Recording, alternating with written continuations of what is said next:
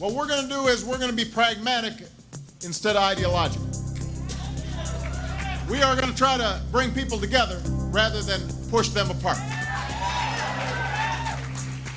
We are going to make sure that we listen to other people's ideas. We're going to bring labor and business together. But I don't want the folks who created the mess, to do a lot of talking. I want them just to get out of the way so we can clean up the mess.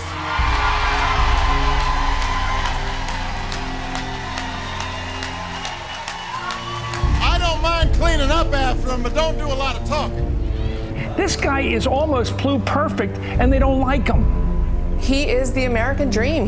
We're not going to rest until we put this difficult chapter behind us. And I won't rest until you and millions of your neighbors caught up in these storms are able to find a good job and reach a brighter day.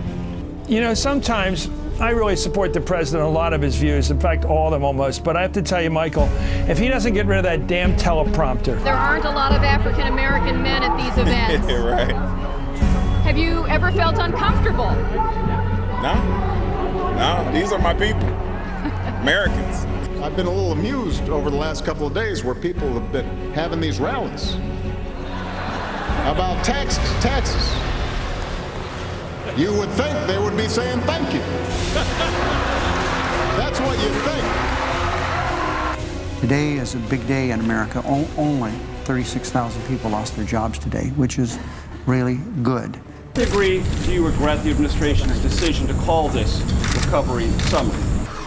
We have created or saved 640,239 jobs directly as a consequence of contracting authority for the federal government. Contracting authority for the federal government. Of course, the Recovery Act worked. Now let me say about unemployment insurance, we talk about it as a safety net and the rest. This is one of the biggest stimuluses to our economy. Now that the legislation passed, it's amazing how much different people's attitude is. I mean, traveling on an airplane, people are so nice to me, too. We have people, and it wasn't that way before. Have you read the Arizona law? I have not had a chance to. I've glanced at it. I have not read it. It's 10 pages. It's a lot shorter than the health care bill, which was 2,000 pages long. Now suddenly, if you don't have your papers and you took your kid out to get ice cream,